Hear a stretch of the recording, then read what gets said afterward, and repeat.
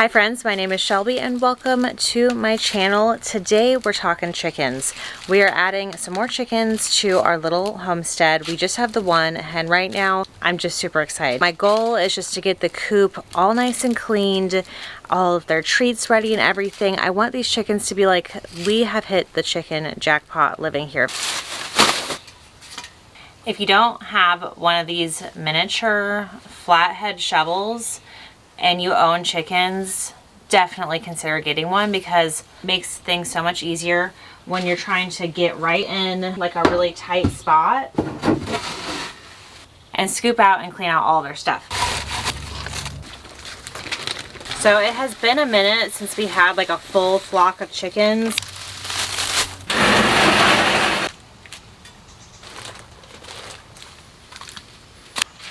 So right now I'm just moving everything out of the coop before I spray it down and refresh the food areas.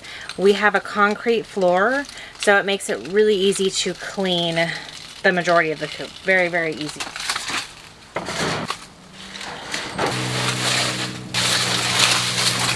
Someone took the hosey thing off the top of this. Just gonna spray this down, but our new chickies have a really clean place to call home. So I had actually taken a break from having chickens for a few months. I mean, well, actually we still had Big Blue.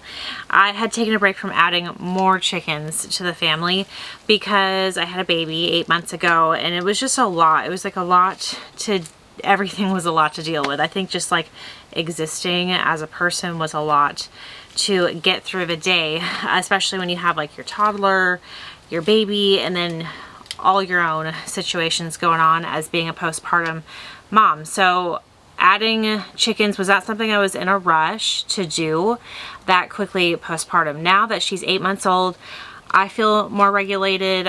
She is definitely more regulated, like sleeping through the night and all that different type of stuff. So I'm more willing to add on more responsibility to the homestead, if anybody's wondering. Behind me is our old girl, Blue. She's probably 4 years old now, so she's probably gonna stop laying altogether pretty soon. She's definitely lonely. She needs some chicken friends. When you add more chickens to the chicken family, they are not happy at first. It takes a few days, if not sometimes a good week or two for them to accept each other. I know she's not going to be overly joyed by the new addition, but in the long run, it's what's best for her. All right, so I've got this hardware cloth I'm going to use to predator-proof the chicken coop. It's very, very strong and it has really small holes to where most things can't get through them. Trust me when I say it took me forever to cut just this small amount right here with like wire cutters. It's a pain and it hurts. It's like always hurting your hands and everything, and it's really, really hard to do. So I got myself this electric wire cutter, but like metal shear cutters. I read a lot of reviews online. I even saw reviews from electricians that were like, why have I not been using this all my professional career? They are supposed to just cut through the wire like butter. We'll definitely include a link if you're interested. I gotta use the pumpkin as like a second hand. Okay. You gotta work smarter and sometimes work harder too. Okay, I got my safety goggles, safety first, my gloves, my power tools. We're ready to do this.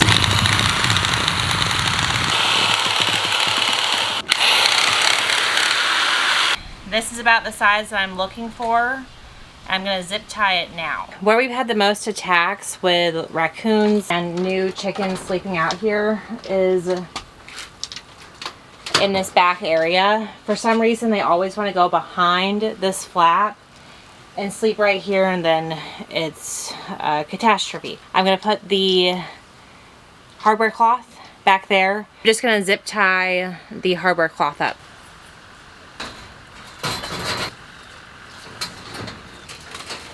So far so good.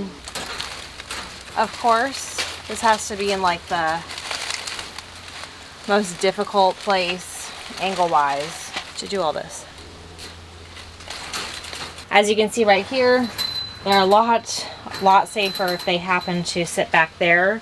I think it's one of the cons of having the actual coop on the inside of like an enclosed structure, because the chickens won't just go inside of the actual nesting box, where most of these other coops, it's like they have no other choice. They can't sit on top of it or something like that. So we're gonna have to basically do that for around most of the structure. Now I went ahead and I got one of these 6-gallon metal containers to store the chickens' food. I told myself this time around I'm gonna get really organized and very clean, and I don't want any type of issues. Last time we had these really nice, and mind you they're expensive, containers that were plastic with a lid, and it's like a rubber gasket. So I assumed nothing's gonna get in those containers. They're meant for dog food, they're meant for cat food, so for a really long time they were perfect for the chickens' food and the chickens' treats. So we ended up having rats chew through those containers, which was actually so shocking because they're such thick containers. That just goes to show you how sharp like rats' teeth are. It happens to everybody. If you have these containers outside or anything like that, it's gonna happen if you have them like on your porch or whatever. That's why I am storing them in these metal containers instead, to make it more predator, or to make it more rodent proof from squirrels, from raccoons, and from rats. It seems like a pretty good solution for right now. It's actually a really tight fit. As far as chicken treats, I do prefer a mix of chicken treats in one container. Whether I'm giving these to like the wild birds or the chickens, they all like it. They all just love it. These are the black sunflowers, which are really high in vitamins and oils. They're very, very good for your chickens and the egg production. Next, I just like to get a wild bird seed bag that has more of a variety in there. It's got some grain, it's got sunflower seeds, and that way the chickens don't get bored with just one treat, although they're not gonna get bored if there's a lot of sunflower seeds in there. That's usually what they prefer.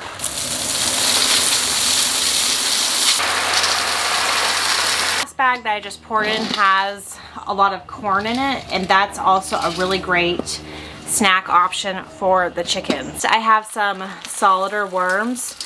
The chickens love little dried worms to munch on and enjoy. However, I will say, as far as my experience, chickens absolutely love mealworms the most, but they will take the solider worms. The reason why I did choose solider worms this time instead of mealworms is because they are significantly cheaper. Just mix it all together, and what I typically do is I add a few handfuls of this mix directly to their feeding trough. That way it's getting distributed as they're eating it. The only issue is sometimes they'll try to pick out all the good stuff. So this particular feeding container causes a mess.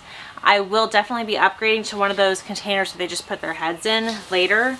I will warn you, they will try to just eat all the treats out of it, but you know, it keeps them entertained and they enjoy it and they're well fed and happy. All right, you guys, my husband came through and he picked up all of the chickens.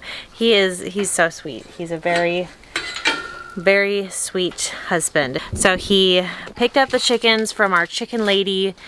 We've been buying chickens from her for years. She's awesome. She always has like a really interesting variety.